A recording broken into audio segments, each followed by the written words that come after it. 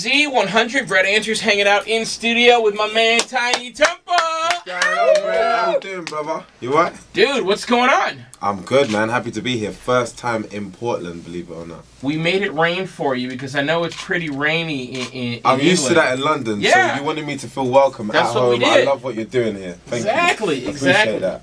So the first question I have to ask you, and the other girl who's going to interview you later is going to get mad at me because it was her idea. Oh gosh. Can you please tell me what barat means? Barat. Well, basically, it's like a colloquial term in England. We kind of use it as like, it's like a slang, right? So, you know, when kids get really, really excited about something, or like a lot, it's a youthful thing. You just go barat. You know, like Jamaicans, right? Like barat. So Jamaicans like boomba. Sort of. Or Sean Kingston. He's Jamaican. What the guan? He does that. Yeah, it's very similar to that. Okay. Yeah. Because I thought you were saying Barack. Like I thought you were talking about Barack Obama. I do say that in the next line. I say, man, I'm like a young and fully black Barack. Okay, so that leads me to the question.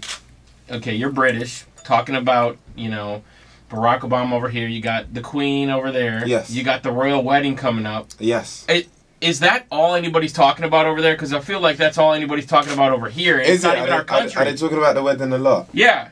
I was in Australia as well, and they were saying exactly the same thing. But in England, it's like the royal family is the royal family. So I guess it's kind of, you know, when something is right on your doorstep, you're not going to talk about it as much as everywhere else. Oh, okay. So yeah, we don't really go too crazy about it. But sure enough, when they did get engaged, it was front page everywhere. And when they announced their wedding, it was front page. But it's nothing crazy as it is here. Now, as a British guy, I hope I'm not offending you right now. Because You're about to, aren't you? You're about to. She's the future queen. Yeah.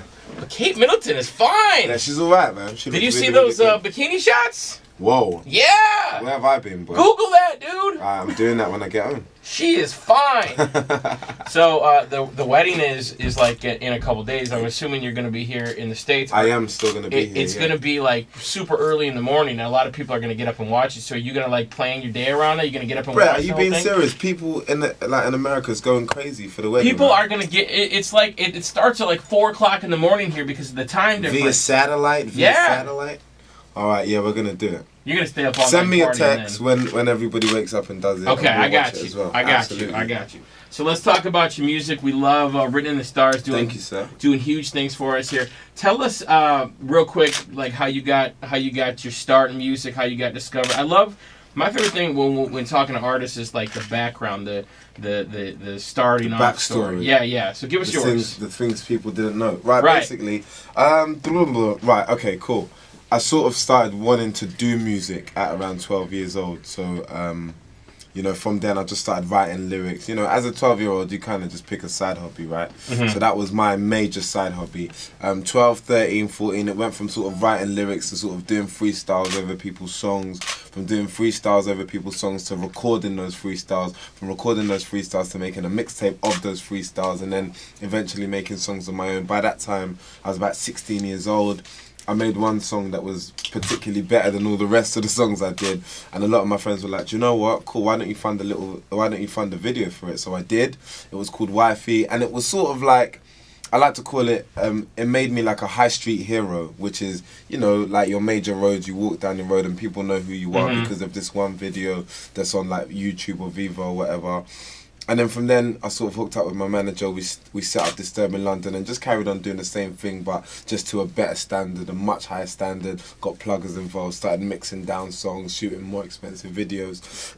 And then we kind of like hit a glass ceiling for a little while where we was continuously doing that, but we wasn't seeing any major changes from where it had originally started. So I set up a blog in 2009 called Milk and Two Sugars because I'm English and I love tea. I need a tea right now. And, can we get the man some tea, please?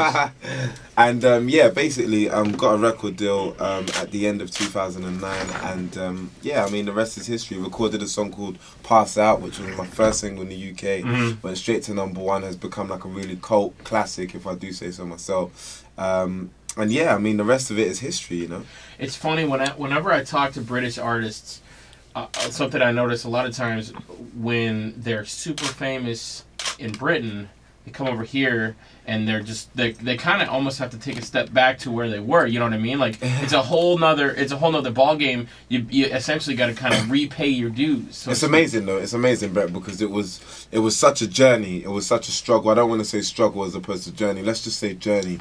It was such a journey. There was highs and there was lows. Yeah. And when things really kick off for you, no matter how hard you struggled, or if you just literally came off of American Idol, it doesn't matter. If it goes really, really well, you have the potential to almost end up in a sort of bubble where it's like, okay, I'm on a plane every single day.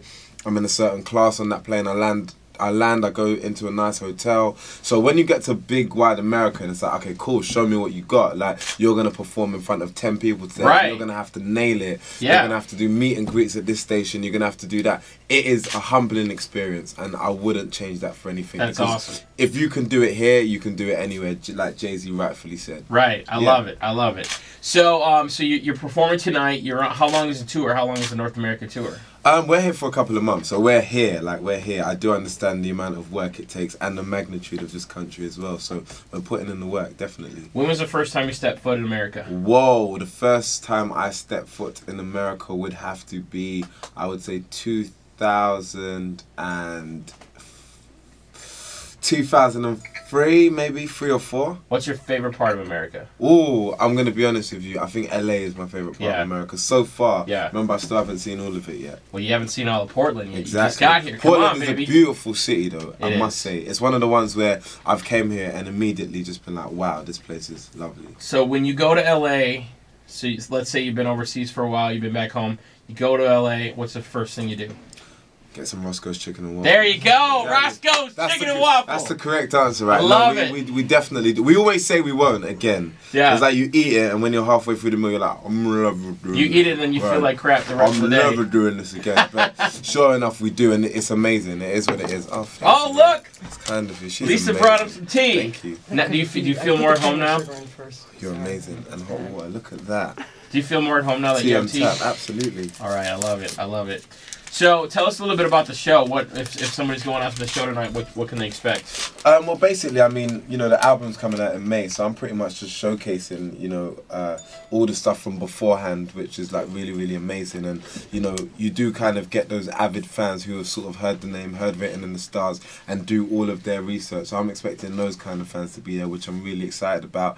And I'm just going to show them what I've been doing. A lot of energy, a lot of interaction. This is still the very early stages, and like they always say, these are the shows that you will remember for the rest of your life, the preliminary shows in America. So right. I'm going to give it 100%, and I'm going to have fun. So if you're around and if you're listening, make sure you come down.